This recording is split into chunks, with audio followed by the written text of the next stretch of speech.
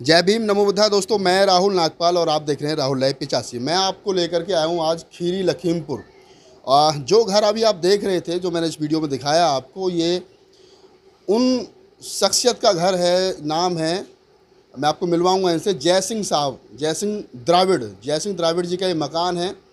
और वाल्मीकि समाज से है साहब, और पूरे वामसेफ और DS4 मान्यवर साहब काशीराम साहब के साथ तक उन्होंने काम किया और लंबे समय तक बसपा में काम कर रहे हैं। आज भी बसपा में हैं।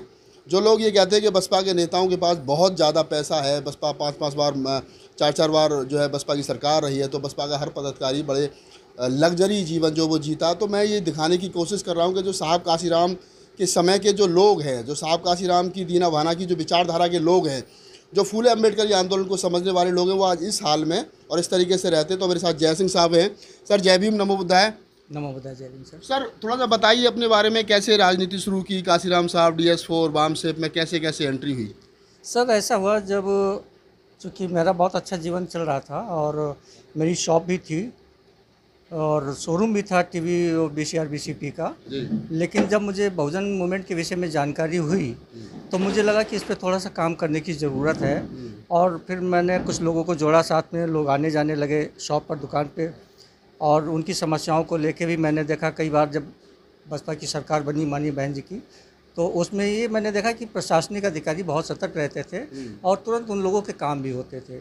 तो जब 1-2 लोगों के मैंने काम कराए, लोगों का आना जाना शुरू हो गया, लोग ज़्यादा से ज़्यादा आने लगे। फिर मैंने धीरे धीरे मतलब पता चला कि मेरी शॉप जो थी वो डाउन होने लगी और मैं इस मूवमेंट से जुड़ता चला गया। और चूँकि मैं जिधर भी नज़र डाला था उधर ऐसे ऐसे लोग नज़र आ रहे थे जिनको मेरी ज़रूरत थी, मिशन मूवमेंट की ज़रूरत थी, पार्टी के लोगों की ज़रूरत थी। तो इस तरह से मैं निस्वार्थ उन लोगों की मदद करता रहा और तमाम राज्यों में इस तरह से जाने का भी मौका मिला। तो आज काफ़ी कौन सा बरस रहा होगा वो? ये 2007-8 की बात है, जब एक बार ऐसा भी हुआ था कि वीडियोग्राफी के माध्यम से भी मुझे मौका मिला चुनाव के समय कि आपकी जो टीम रहेगी वो प्रत्येक चुनाव में जाएगी और वहाँ पे पोलिंग पे आपकी वीडियोग्राफी के माध्यम से उस पर नज़र रखी जाएगी। तो मैं हालांकि उस समय पार्टी में था, लेकिन बाद में फिर मेरे पास कोई पद नहीं था। मुझे लगा कि कहीं ना कहीं मुझे एक मौका मिल रहा है कि निष्पक्षता के साथ चुनाव कराने के लिए मुझे इसमें लिया जा रहा है। तो मैंने उस मोमेंट को भी थोड़ा अंजाम दिया, काम किया उस पर भी। जैसे आपने बताया कि वाल्मीकि समाज से आप आते हैं, वाल्मीकि समाज के बारे में अक्सर एक बात कही जाती है कि वो रूढ़िवादी उन्हीं प्रथाओं में है। मैं आपके यहाँ आया, मैंने यहाँ देखा कि यहाँ बुद्ध है, कबीर है, नानक है, रैदास है, दीना भाना है, मान्यवर साहब काशीराम है। आपको नहीं लगता कि आपको आप ही के समाज के लोग ये कहते होंगे कि आप कहाँ किस चक्कर में लगे हो? नहीं साहब, बहुत तेज़ी से बदलाव हो रहा है, चूँकि बदलाव की ज़रूरत है। और मैंने समाज में, वाल्मीकि समाज में देखा कि कई बहन बेटियों की जो शादी हुई है वो बौद्ध धर्म के हिसाब से हुई है। और ख़ुद मैंने भी अपनी बेटी की शादी जो की थी बौद्ध धर्म के रीति रिवाज से की थी। और पूरा बौद्धमय जो शादी का पंडाल था पूरी तरह से बौद्धमय था। उसमें वामसेफ के जो BSP के लोग थे उन्होंने पूरी हेल्प की थी। पूरा सेटअप भी बौद्धमय तरीके से बनाया गया था और उसमें UP के अलावा तमाम प्रदेश के लोग भी आए थे जिन्होंने इस माहौल को देखा, इस बदलाव को देखा। अभी पार्टी में किस पद पर हो? क्या मतलब क्या जिम्मेदारी दे रखी है बसपा ने? माननीय बहन जी ने सेक्टर प्रभारी के तौर पर लखनऊ मंडल लगाया है मुझे। और बसपा के जो मंडल, लखनऊ मंडल, उसके सेक्टर प्रभारी हैं। जी सर। क्या लग रहा है, चुनाव का क्या रुख है? चुनाव का तो फिलहाल अभी जैसे कि आपने देखा होगा जो ब्राह्मण सम्मेलन हुआ, उस सम्मेलन में काफ़ी बदलाव देखने को मिला। काफ़ी मतलब अगर देखा जाए सर्वजन हिताय सर्वजन सुखाय के तहत जो सर्वजन समाज की भागीदारी बढ़ रही है तेज़ी से, ये बहुत बड़ी चीज़ है। और मुझे लग रहा है आने वाले समय में आप सत्ता के करीब है लोग कह रहे हैं कि बहन जी ने बसपा का हिंदुईकरण कर दिया। नहीं, वो गलत कह रहे हैं। गणेश की मूर्तियों का आदान प्रदान, त्रिशूल का आदान प्रदान, नहीं लगता कि कहीं ना कहीं बहुजन मूवमेंट पीछे छूट रहा है? देखिए, सर्वजन हिताय सर्वजन सुखाय, चूँकि हमारा भारतीय संविधान भी सर्वधर्म को लेकर चल रहा है, तो अगर माननीय बहन जी ने इस तरह की जो बात कही है तो वो सर्वजन हिताय सर्वजन सुखाय के अंतर्गत कही है, वो सही भी है। लेकिन विचारधारा के साथ तो समझौता हो रहा है। लोग कहते थे कि जो बहुजन समाज पार्टी है वो एक पार्टी नहीं, एक महापुरुषों का भी मिशन है, तो उसके साथ घोलमाल नहीं हो रहा? आपको नहीं लगता? नहीं, कोई घुलमिल नहीं है। चंद्रशेखर रावण कितना इफेक्ट डालेंगे? देखिए, वो उनकी आइडियोलॉजी है, वो अपने हिसाब से काम कर रहे हैं। वोट तो कटेगा? नहीं कटेगा। अगर कटना होता तो जैसे उन्होंने अपनी पार्टी की घोषणा की, जो उनके साथ लोग काम कर रहे थे, आज वो माननीय बहन जी के साथ काम कर रहे हैं। वोटर तो उनका वही है, चंद्रशेखर के साथ जो लोग हैं अभी चुनाव होगा तो जो उनके साथ घूम रहे वो वोट तो बसपा को ही करेंगे, ये तो आप भी जान रहे हैं। वोट बसपा को करेंगे, चलो हमने मान लिया, लेकिन कुछ ना कुछ 1-2% तो चंद्रशेखर रावण जो है वो नुकसान पहुंचाएगा बसपा को। नहीं, लोकतांत्रिक व्यवस्था के तहत सभी को अपना हक अधिकार है।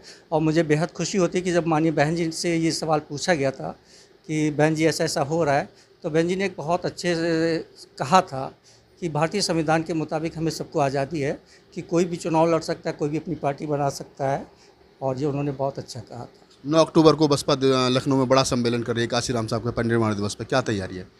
उसकी तैयारियों में बड़ी जोर शोर से लगी हुई हैं, और प्रत्येक विधानसभा से 10,000 का टारगेट जो हम लोगों को दिया गया है वो हम लोग पूरा करेंगे और काम कर रहे हैं। कहाँ, किस जगह पे होगा ये प्रोग्राम?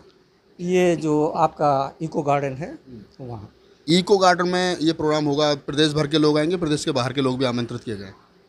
देखिए, फिलहाल तो यूपी के लिए आह्वान किया गया है, अगर अदर स्टेट से भी लोग आते हैं तो स्वागत है। आपको लग रहा है कि जिस प्रकार से आप वाम सेप के कैडर से निकल करके यहाँ तक पहुँचे हैं, साहब काशीराम के साथ भी आपने काम किया, लंबे समय से बसपा में भी काम कर रहे हैं, इस प्रकार के जो ज़मीनी कार्यकर्ता, आपके जैसे जो ज़मीनी कार्यकर्ता हैं, सरकार बनने पर उनकी स्थिति या उनके जो मनोबल है उसमें कुछ बढ़ावा या सुधार होगा? देखिए, सबसे बड़ी बात तो ये है कि जब सरकार बनती है, हमारे लोग किसी पद पे रहें ना रहें, लेकिन एक हिम्मत मिलती है कि हाँ, हमारी सरकार है। आपने देखा होगा प्रशासनिक अधिकारियों भी ये बात कहते हैं कि अगर कोई एससी वर्ग का व्यक्ति उनके पास पहुंचता है तो सीधा कहता है कि भाई इनसे पंगा मत लेना, इनकी सरकार है। तो ये बहुत बड़ी चीज़ होती है हम लोगों के लिए। इसके लिए ज़रूरी नहीं कि हम पदों पे रहें या ना रहें, इससे कोई मतलब नहीं। बहन जी ने ब्राह्मण सम्मेलन करवाए पूरे देश भर में, प्रदेश भर में ब्राह्मण सम्मेलन हुई, आपको लगता है कि मुस्लिम सम्मेलन भी होने चाहिए? हाँ, बिल्कुल होनी चाहिए। जब सर्वजन हिताय सर्वजन सुखाय के तहत ये जिम्मेदारी सबको दी गई है तो सभी को अपनी भागीदारी सुनिश्चित करनी चाहिए। ओबीसी के सम्मेलन हो रहे हैं, राजभर कर रहे हैं ओबीसी के सम्मेलन, ओबीसी कितने % लग रहा है? ओबीसी तो हिंदुत्व के नाम पे सारा बीजेपी में चला गया, वापस आएगा? नहीं, बिल्कुल वापस आएगा और आ रहा है। कितना % आएगा? मतलब 50% तो आ ही जाएगा, 100% तो हम नहीं कह सकते, लेकिन जो भी बहन जी ने जिनको नुमाइंदगी दी है, जिम्मेदारी दी है, तो वो लोग अपना काम बखूबी कर रहे हैं और लोग बढ़ रहे हैं।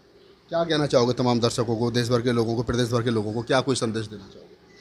मैं देश भर के लोगों से यही कहना चाहूँगा कि यदि भारतीय संविधान को बचाना है, लोकतंत्र व्यवस्था को बहाल कराना है, तो आप सभी लोग बहुजन समाज पार्टी जो कि माननीय बहन कुमारी मायावती जी के नेतृत्व में है, आप लोग बीएसपी के साथ जुड़ें, उसको सपोर्ट करें और अपनी सरकार बनाएं, लोकतांत्रिक सरकार बनाएं। तो दोस्तों, आप थे जय किशन वाल्मीकि जी, नाम के पीछे द्राविड़ लिखते हैं, और मैंने जय सिंह वाल्मीकि जी नाम के पहले द्रविड़ लिखते थे, उससे पहले भंगी शब्द का वो इस्तेमाल जो है वो करते थे। कैडराइज हैं प्रॉपर, मेरी बहुत देर उनसे बातचीत हुई है। मैं तमाम मुल्क के जो लोग हैं, ख़ासतौर से वाल्मीकि समाज के जो लोग हैं, जो भंगी जाति हमारी एक बड़ा अभिन्न अंग है देश भर में, मैं उनसे कहना चाहूँगा कि आप उन सारी रूढ़िवादी ताकतों को छोड़िए, उन परंपराओं को तोड़िए, और जय सिंह वाल्मीकि जी की तरह, जय सिंह द्रविड़ जी की तरह आप बाबा साहब डॉक्टर B.R. अम्बेडकर के रास्ते को अपनाइए, फूले अम्बेडकर आंदोलन को अपनाइए, तो निश्चित रूप से आपका जो भविष्य है वो अच्छा होगा। मैं राहुल नागपाल, कैमरामैन CL वोथ के साथ में, लखीमपुर खीरी।